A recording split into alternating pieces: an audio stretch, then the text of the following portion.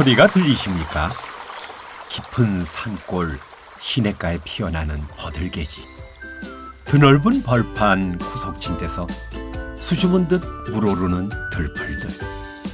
뿐인가요? 아파트의 차가운 난간을 비집고 꿈틀거리는 온갖 새싹들의 아우성치는 소리. 세상에 어떤 기운이 이보다 활기차겠습니까? 오늘 그런 무한한 생명력이 한껏 피어나시기를 바라며 숨겨진 보물을 찾는 부타파워 시작합니다.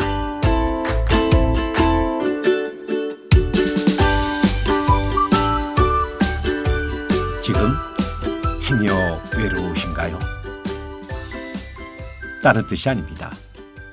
통계청 발표 2022년 한국의 사회지표에 따르면요, 외롭다고 느끼는 국민이 지난해 19.2%, 다시 말해서 5분의 1 정도가 외롭다고 하대요. 그런데 재미난 통계가 바로 이어서 또 나옵니다. 국민 4명 중에 1명이 스마트폰 중독이라는 것이었습니다. 이게 웬일이에요? 스마트폰에 빠져서 통제력을 잃거나 조절력이 떨어지는 과도한 의존율이 24.2%에 달한다고 합니다. 물론 통계입니다. 언뜻 보기에 외롭다고 하는데 이 스마트폰 의존성이 이만큼 5분의 1 정도가 된다. 이거 어떻게 생각하십니까? 외로우면은 만나야죠. 만나면 얘기하겠죠. 그리고 서로 공감을 하고 서로가 손을 마주치면서 서로가 웃고 지내야 되지 않겠습니까? 그런데 그 외롭다는 대다수의 사람들이 대다수가 또 이 스마트폰에 중독돼 있다. 실제로 사실 누군가를 만나지 않으면 외로움은 필연적입니다. 그런데 이 외롭다면서 내 식으로 살기에 무척 바쁜 거죠. 내가 스마트폰의 주인 아니겠습니까? 그래서 스마트폰을 씁니다. 그 대표적인 게요, 그 기능이 여러 가지 있지만 갖가지의 SNS가 거기에 실리지요. 얼핏 많은 접촉이 있는 듯합니다. SNS를 또 몇 가지가 쓰는 분 있지 않습니까? 그런데 그 내용을 뒤다 보면요, 막상 대화는 없습니다. 일방적인 주장만 넘치지요. 그래서 자기 한 사람으로 끝나지 않더군요. 이른바 퍼나르기라고 하죠. 그런 퍼나르기를 통해서 급속히 퍼뜨리기까지 합니다. 그런데 그 내용으로 돌아가면 그 속성이 어떻습니까? 자신이 이미 갖고 있는 답 또는 결과를 앞세웁니다. 도대체 사실에는 관심이 없습니다. 이게 웬일이에요? 분명히 외로운데 말이지요. 사실을 통해서 그 안에서 내가 밝혀져야 될 거 아닙니까? 결과는 무섭다는 겁니다. 만남의 상대를 사람으로 대하고 있지 않습니다. 바꿔 말한다면 나의 조건으로 대하려 하는 것이죠. 마치 물건같이 말입니다. 실제로는 아무리 많은 만남을 가져도요, 실로 만난 적이 없으니 그 공허함을 어찌 견디겠습니까? 마치 바다에서 바닷물을 마시면 마실수록 더 갈증이 나는 것과 다르지 않죠. 왜 그럴까요? 제 소리가 아니기 때문입니다. 남의 얘기, 다시 말해서 남들의 측정과 평가에 의한 답을 앞세우기 때문입니다. 남들입니다. 그러다 보니까 의지하는 게 뭐냐? 너나 없이 소문, 즉 들은 바를 사실로 단정하는 데 익숙합니다. 그래서인가요? 뉴스 프로그램마다요, 흔히 등장하는 코너가 있더라고요. 팩트 체크라고 하나? 어떤 소문이 들었어요. 어떤 편견이 돌아요. 그런데 그 사실은 관심 없고 그 주어진 소문에 사람들이 휩쓸려 다닐까 봐 팩트 체크라고 하는 것을 아마 마련하지 않았을까요? 이 소문은 오늘날 새로운 사실이 아닙니다. 다시 얘기하면 미국에서도 영국에서도 일본에서도 중국에서도 온통 다들 하는 말이 있습니다. 가짜 뉴스라는 게 여기서 양산이 되는 거죠. 인생 자체가 아니라 가짜, 가면 쓰고 만나는 것을 가지고서 있는 듯이 하니까 내가 거꾸로 외롭게 되는 거죠. 그리고 단절이 됩니다. 단절이 된 것은 생명을 고정시키기 때문에 그 불행함은 도저히 무엇으로도 말할 수가 없을 겁니다.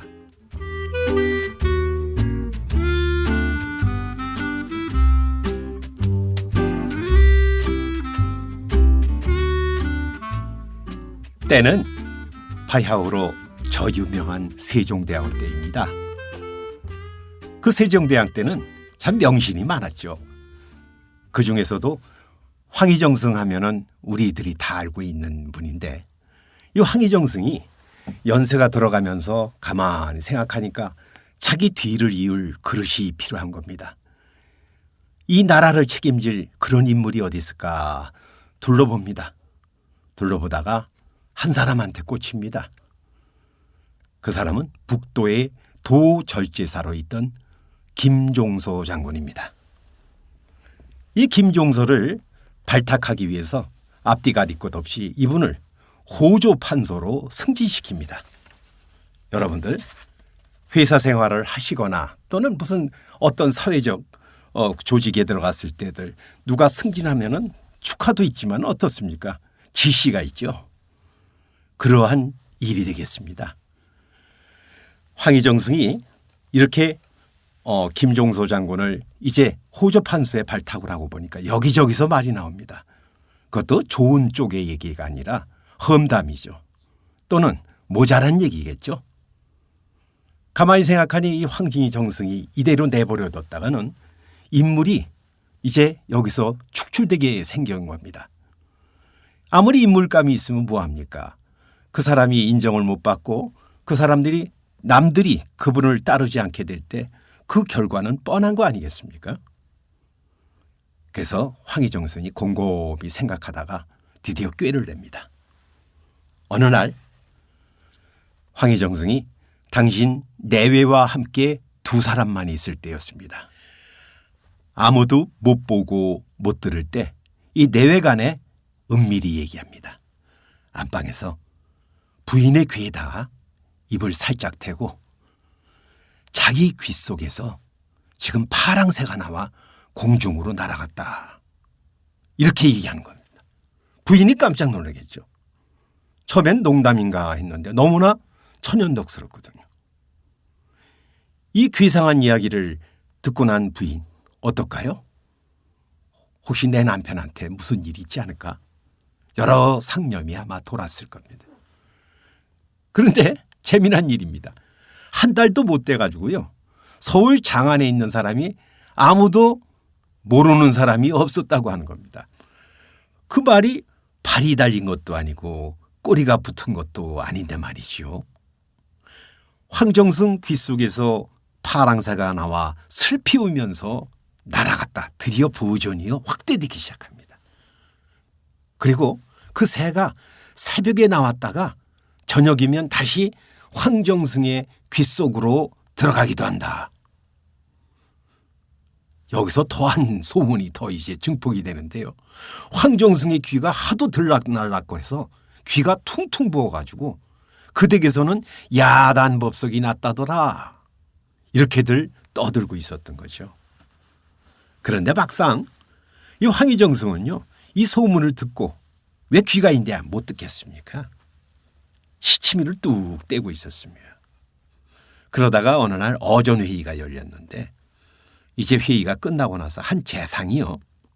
황정승에게 도저히 궁금했는지 묻습니다. 그런 일이 진짜 있었습니까? 뭐요? 사람의 귀 속에서 새가 나오다니요. 이렇게 하고는 황정승은 모른 채 하고 있었지요. 그런데 요 정도로 끝나지 않습니다. 소문이 점점 증폭이 됩니다. 그러다가 마침내 올 곳이 왔습니다. 황정승이 세종대왕께 상주할 말씀이 있어서 이제 권례 입궐했죠. 그러고 나서 이제 퇴거를 하려고 할 때 상감이 당신도 괴이한 소문을 들었다. 이렇게 하면서 말씀합니다. 경혜의 귀 속에서 파랑새가 나왔다는 소문이 세상에 낭자하니 이게 어찌 된 일이요? 이렇게 물었거든요. 그러니까 황희정승이 도저히 여기선 더 이상 이제 딴 말을 할 수가 없잖아요. 그런 사실이 없사오나 그 소문이 돌 만한 근거는 분명히 있습니다. 이렇게 아뢰거든요. 그러면서 자초지종을 이야기했습니다. 그런데 우리 궁금한 게 있죠? 이 소문이 어떻게 퍼졌을까 하는 거예요. 분명히 황희정승이 내외간에만 그것도 안방에 불 끄고 문 닫고 얘기한 내용인데 알아보니까 그것이 참 재미나게 전개가 됩니다. 황희정승이 귀 속에서 파랑새가 나왔다는 얘기를 갖다가 했잖아요. 누구에게? 부인에게. 그러니까 부인이 자기 혼자만 알고 있지가 못해요. 비밀인데 도저히 걱정이 돼서 딸한테만 얘기합니다. 그러면서 뭐라 그랬을까요? 너만 알고 있어라. 도저히 걱정이 된다. 근데 네 아버지가 이상해. 파랑새가 귀 속에서 나왔대. 너만 알아야 된다. 근데 딸은 자기만 알고 있었을까요? 자기 사랑하는 또 남편이 있지 않겠어요? 그 남편에게 또 가서 귓속 말합니다. 이건 당신만 알아야 돼. 아버지 귀 속에서 파랑새가 나와서 공중으로 날아갔대. 그건 사실이야. 듣고 나서 사위가 고민을 합니다. 이거 큰일 났거든요. 우리 장인어른이 이거 아무래도 이상해. 자기 부모한테 달려갑니다. 그때 또 마침 형제자매들이 함께 모여 있었어요. 집안 식구죠? 그러니까 이렇게 얘기합니다. 이건 우리 식구만 알아야 돼.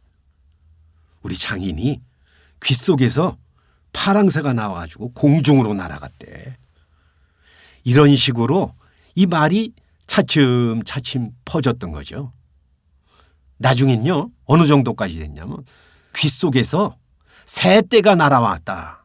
그래갖고 새떼가 날아와가지고 황희정승 집을 다 둘러쌌다. 이런 얘기까지 떠돌았다고 합니다. 우리 속담에도 이런 말 있죠. 발 없는 말이 천리를 간다.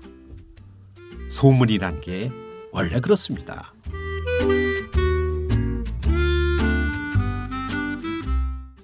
황희정승이 이런 거짓말을 일부러 유포시킨 이유는 그럼 뭘까요?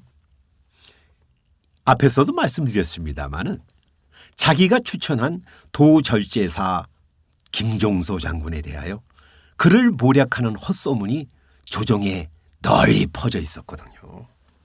그러니까 자기가 나서서 이것을 해명한다고 하면 편드는 거로 보지 않겠습니까? 그러니까 편들게 되면 또 어떻게 돼요? 파당이 이루어지고 싸움이 벌어지죠. 이를 바로잡기 위해서 소문의 진상을 거꾸로 이용했던 겁니다. 자기도 한번 헛소문을 내어 그 소문이 왕에게까지 도달케 한 다음 김종서의 억울한 누명을 벗겨주려고 했던 지혜였던 겁니다. 이 말씀 들었던 세종대왕 어땠을까요? 마침내 이렇게 말씀하십니다. 경혜의 깊은 뜻을 잘 알았노라. 소문에 휘둘리지 않겠다는 거죠. 자, 우리가 이렇게 남들의 얘기 또는 그렇다더라라고 하는 온갖 편견과 있지 않은 사실 속에서 우리가 지배받는다면 결과는 외로움이죠. 믿을 사람 없다. 그러면서도 나는 사람을 만나고 싶다. 이렇게 외로움을 말씀드리다 보니까요. 이런 노래가 생각납니다. 외로운가요? 당신은 외로운가요? 아, 그러나 당신은 행복한 사람. 이런 노래한 조동진이라는 가수 생각나는군요. 본래 붓다파워의 주인공으로 태어난 우리입니다. 우리는 따라서 행복을 구하는 게 아닙니다. 조건을 구해서 행복해지는 게 아닙니다. 그 능력에 걸맞는 행복을 누릴 자격을 갖고 있기 때문이지요. 이런 엄청난 소식을 들은 제가 이 싱그러운 초봄을 어찌 함께 노래 부르지 않겠습니까?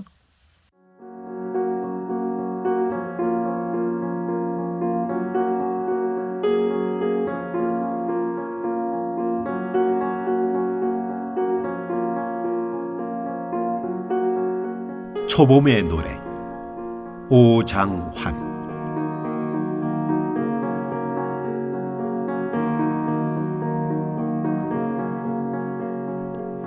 내가 부르는 노래 어디선가 그대도 듣는다면 나와 함께 노래하리라. 아, 우리는 얼마나 기다렸는가 하고. 유리창 밖으론 한방눈이 펑펑 쏟아지는데 한겨울 나는 아무데도 못 가고 부질없는 노래만 불러왔구나. 그리움도 맛없어라. 사무침도 더디어라. 언제인가 안타까운 기약조차 버리고 한동안 쉴 수 있는 사랑마저 미루고 저마다 어둠 속에 앞서던 사람,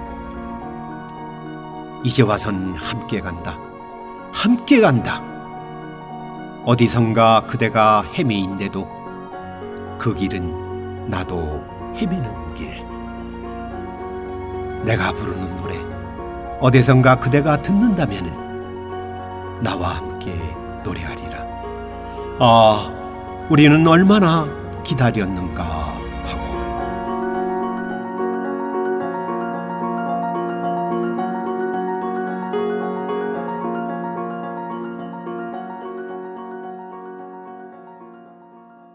네, 우리는 함께 가는 겁니다. 듣고 계신 분이나 말하고 있는 저나 인생길을 감에 있어서 이 붓다파워의 힘으로 같이 살려지고 있거든요. 이 함께 간다는 것은요, 단순히 두 사람이 돼서 간다는 게 아니에요. 겉으로는 두 사람이 되는 것 같지만 생명 가치로 보면 한 생명이라는 겁니다. 1989년으로 제 기억하고 있는데요. 그때 유명한 영화가 전국을 아주 그냥 요동치게 했죠. 아재아재 바라아재라고 하는 영화 기억나십니까? 임권택 감독, 강수연 씨 주연의 그 유명한 영화입니다. 근데 이 아재아재 바라아재라는 용어가요, 지금 말씀드리는 이 오장환 시인의 말씀에 통합니다. 굳이 번역을 한다면요, 가자 우리 함께 가자, 저 절대 평화의 세계로 함께 가자, 이런 뜻입니다. 나 혼자서 행복한 게 아닙니다. 나 혼자서 좋은 게 아닙니다. 나 혼자만 잘 살면 뭐합니까? 내와 만나는 사람, 나와 눈 마주치는 사람, 나와 손잡은 사람, 내가 사랑하는 사람들이 함께 절대 평화를 누려야죠. 그럴 때 진정한 평화를 내가 누리는 거 아니겠습니까? 그래서 행복의 주인공은 우리 모두가 이미 누릴 자격이 있다고 하는 겁니다.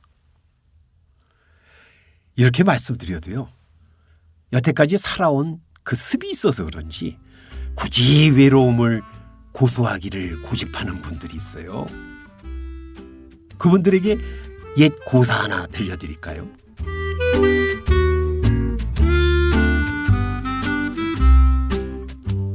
춘추시대 때 노나라 하면 공자의 나라로 알고 있죠. 이 노나라에 미생이라는 사람이 있었습니다. 이 미생이라는 사람은요, 다른 이력은 나오지 않고요, 무척 아주 충실한 사람으로 등장을 합니다.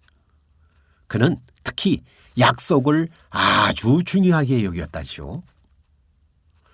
그 약속을 중요히 여겼던 이 미생에게 어느 날 사랑하는 사람이 생겼습니다. 그런데 이 사랑하는 아가씨와 사랑의 속삭임을 나누다가 가만히 생각을 하니 이것이 열매 맺기가 힘들어요. 그래가지고 두 사람이 아무래도 우리의 사랑을 꽃피우기 위해서는 야밤도주를 하자, 아마 이렇게 얘기가 됐나 봅니다. 그래서 몇 월 며칠 날 밤에 우리 이 개울가 다리 아래에서 만나자, 이렇게 약조를 했죠. 철떡 같은 약속을 합니다. 근데 미생이 그 약속 장소에 약속한 시간에 나갔습니다. 그런데 말이죠. 여기서 무슨 일이 벌어졌냐. 하필이면 그때 비가 오는데 이게 장난이 아닙니다. 그 비에 막 사람들이 쓸려 나가고 마을이 떠내려갈 정도로 엄청난 양의 비가 쏟아지고 있었거든요. 그것 때문에 안 나왔는지 또는 그동안에 비은심을 해서 안 나왔는지 그거는 기록이 없습니다만은 그 사랑하는 아가씨가 제 시간이 되도록 나오질 않습니다. 근데 미생은 약속을 천금같이 여기는 사람이거든요. 아무리 비가 쏟아져도 약속한 장소를 떠나지 않습니다. 다리 밑이에요. 그럼 다리 밑에 물이 불면 어떻습니까? 개울물이 점점 불어나면 위험한 지경이 오죠. 간혹 장마 때 보면 우리 다리 밑에다 차 대놨다가 이 수몰되는 그런 차들이 있지 않습니까? 그걸 생각해 보시면 될 것 같아요. 물이 점점 불어나더니 무릎 위로 그러다가 허리 위로 차올랍니다. 근데 이 미생이 누구입니까? 의리의 사나이 돌쇠입니다. 약속을 했으니 반드시 지켜야 되겠다. 물은 점점 불어나고 몸은 지탱하기 힘든데 그러다 보니 이제는 다리 기둥을 붙잡고 버팁니다. 이 자리를 떠날 수가 없거든요. 그 자리에서 만나기로 했으니까. 그 결말은 어땠을까요? 마침내 물에 빠져 죽고 말았답니다. 별거 아닌 말씀을 드리는 이유는요. 세상을 살면서 분명 약속은 지켜야죠. 근데 약속을 지킨다고 했을 때 그것이 내 시기의 모습이나 버릇, 말투 그것을 고집한다면 결과는 뭐예요? 속된 얘기로 이걸 미련곰탱이라 그러죠. 사랑하는 사람과 만나기로 했었으면 사랑하는 사람은 산 사람을 좋아하지 죽은 사람을 좋아해요. 다리 위로 올라갈 수도 있고 또는 다른 날 다시 기약할 수도 있는 거 아니에요? 그런데 장소와 시간을 고집한다. 그러고서 나는 약속을 지켰다. 이거 하나를 내세운다는 것은 이 사람은 참 거꾸로 얘기하면 어리석은 사람이죠. 인생사라는 게 보면 별거 아닙니다. 때와 곡과 사람이 만나서 온통 일을 벌이죠. 사랑도 있고 증오도 있고 이별도 있고 만남도 있고 사실 그때마다 상황을 고려하면서 살아가야 할 거 아닙니까? 눈치 보자는 게 아닙니다. 나로 붙어있기 때문이지요. 자, 삶은 자기 스스로에게 갖고 있는 원칙에 고지식한 형식을 내세우는 게 아니라 살려짐에 맡기는 것 속에서 살려지는 거거든요. 자, 이렇게 말씀드리다 보니까 제가 예전에 상담하는 사례 중에 딴 분이 저에게 이뤘던 일화가 생각이 납니다. 어떤 사람이 정신질환이 있어서요. 이 한참을 치료하고 있었는데 이 사람이 이제 스스로 나는 퇴원할 때가 됐다. 온전하다. 이래가지고 이제 시험을 보게 됐습니다. 테스트를 해야지 퇴원할 거 아닙니까? 테스트할 때 원래 이 사람이 수학을 잘했답니다. 그래서 아주 간단한 얘기를 던졌답니다. 당신은 이 수리적인 것에 뛰어나신 분이니까 이 문제 아시죠? 라고 하면서 메모에 하나의 수식을 던져줬습니다. 1 더하기 2는 3이죠?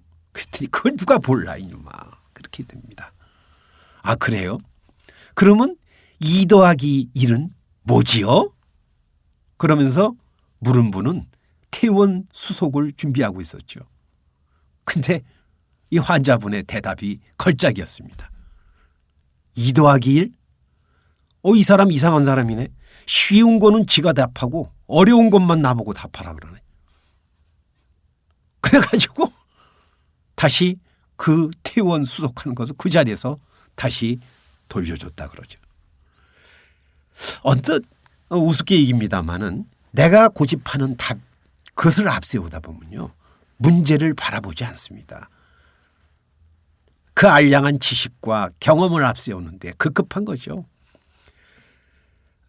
좀 부끄러운 경험입니다만 제가 국민학교, 지금은 초등학교라고 하지만 저희 때는 국민학교라고 불렸죠. 국민학교 대략 5학년쯤으로 기억나는데 제가 다니고 있던 학교예요. 어느 날 흰 가운을 입은 분들이 몰려 들어오더니 저희 반으로 들어오신 거예요. 알고 보니까 저희 학교 그중에서도 제가 있던 그 반이요. 시범학교 시범반이 된 거예요. 뭐의 시범이냐. 여러분들 마트에 가보시면 널리 들고 계시는 음료수입니다. 야쿠르트입니다. 야쿠르트라는 게 이게 그때까지만 해도 우리에게 전혀 안 알려졌거든요. 근데 그때 마침요. 담임 선생님께서 그때 강의를 계속하고 계셨던 것이 입시를 앞두고 균에 대해서 얘기를 하고 계셨어요. 거기다가 또 뭐냐. 법정 전염병을 옮기는 균. 그래가지고 콜레라균, 패스트균. 그래갖고 균이 얼마나 무서운지를 강의하셨단 말이에요. 근데 앞에 남 모르는 분들이 흰 가운을 입고 딱 들어오시더니 조그마한 용기에 지금 생각하면 플라스틱 용기였던 것 같은데요. 그 용기를 쭉 나눠준 거예요. 나눠주고 나서 우리 학생들이 이걸 먹으면 건강해진다. 그러니까 저희들은 이제 아이고 좋은 건가 보다. 보약이라면 뭐 뭐든지 먹으려는 게 뭐 애어른이 어디 있어요. 그러고서 먹으려고 하는데 이분이 여기다 이제 과학적인 설명을 붙인 거예요. 그 조그만 용기 안에는 야쿠르트 균이 수억 마리가 있다. 어땠을까요? 네, 다 얼어붙었습니다. 나가던 손이 이제 다시 구부려졌습니다. 입은 다물어지고 열릴 줄 모릅니다. 얼굴들은 창백해졌습니다. 균 한 마리도 무섭다고 들었는데 수억 마리의 균을 먹으라니 야 무서운 거예요. 근데 옆에 계셨던 우리 담임 선생님도요. 할 말이 없으신 거예요. 모르시거든요. 그때 거기 오신 분들이 당황하신 거예요. 여러 학생들 날 믿고 이거 그렇게 해로운 거 아니고 여러분들한테 좋은 거야. 끝내 설득을 해서 먹었지만 지금도 생각나는 건요. 마치 그 사형수가 그 시큼한 물을 먹을 때 그 맛은 아직도 느껴져요. 대단한 위기감을 느꼈거든요. 그러니까 알고 보면요. 균에 대해서 제가 뭐를 알아요. 유산균이 어떤지 이런 걸 어떻게 합니까? 콜레라균 균자만 들어가면 나쁘다라는 뭐예요? 답을 갖고 있었던 거죠. 그러다 보니까 나한테 보약이 될 수 있는 야쿠르트도 못 먹게 되는 이러한 현상이 나타나게 되는 겁니다. 이렇게 자기 답을 앞세우게 되면요. 내가 갖고 있는 이 무한 능력이 아무리 뛰어나도 그것을 내어쓰질 못해요. 규정돼 버렸으니까. 이런 사람들을 우리 어른들이 옛부터 하신 말씀이 있어요. 아이고 못나나 그러죠. 못 나왔다. 마치 꼬치 속에서 못 나왔듯이 자기 삶을 그 틀 속에서 못 나왔구나. 그러니까 못 나왔다. 그런 거예요. IQ가 나쁜 게 아니고요. 자기 삶이 거기에 갇혀 지내는데도 그것을 무척 안심된다고 착각하는 거예요. 나 잘난 맛에 산다는 말 여러분들 잘 아시죠? 나 잘난 맛에 산다. 근데 나 잘난 맛이라는 게 뭐예요? 이미 지나간 과거를 뜻해요. 지금 펄떡이는 생명을 살아가는 오늘의 내가 아니거든요. 자, 오늘의 나. 오늘도 새롭게 태어납니다. 우리는 못난이가 아니거든요. 예전에 제가 전국에 무전여행을 한다고 한참을 돌아다닌 적이 있습니다. 그때만 해도 무슨 내비게이션이 있습니까? 마땅한 지도가 그렇게 있었겠어요. 그러다 보니까 길 가는 사람에게 묻고 제 나름의 제 깜냥으로 방향 잡아서 이렇게 어디를 향해서 이렇게 점을 찍어서 가시오. 근데 가는데 지나가는 농군들이나 또는 아주머니들에게 묻습니다. 제가 목표로 하고 있는 곳이 있는데 거기가 여기서 얼마나 걸립니까? 그러면 그분들이 한결같이 말씀하십니다. 금방이야. 조금만 더 가면 돼. 처음에는요. 순진하게 그 말 믿고 그렇지. 거기 가서 점심 먹어야지 하다가 끝내 저녁까지 못 먹은 적이 있어요. 그분들이 조금이라고 한다. 그 거리가요. 한 5리도 아니에요. 10리 20리를 조금만 가라 그러더라고요. 한때는 그 105리 속에서 화가 나가지고 그분들은 원망도 했는데 가만히 보면 그겁니다. 자기 기준으로 볼 때 금방이거든요. 그러니까 그분들은 거짓말한 게 아니에요. 제 기준으로 보니 제가 30분 내에 가야 되겠거든요. 근데 그 시간에 못 맞추니까 그분들을 원망하는 이런 사건이 벌어지는 거죠. 결국 실체로서의 나의 삶에 규정될 것은 원래 없다. 나의 삶은요 무한한 가능성 그 자체입니다. 그만큼 내가 누릴 수 있느냐 없느냐의 문제겠죠. 자, 이렇게 붓다파워의 소식 듣는 여러분입니다. 그렇기 때문에 행복은 구하는 게 아니라 행복을 누릴 뿐입니다. 오늘 붓다파워 여여와 함께 하셨습니다. 감사합니다.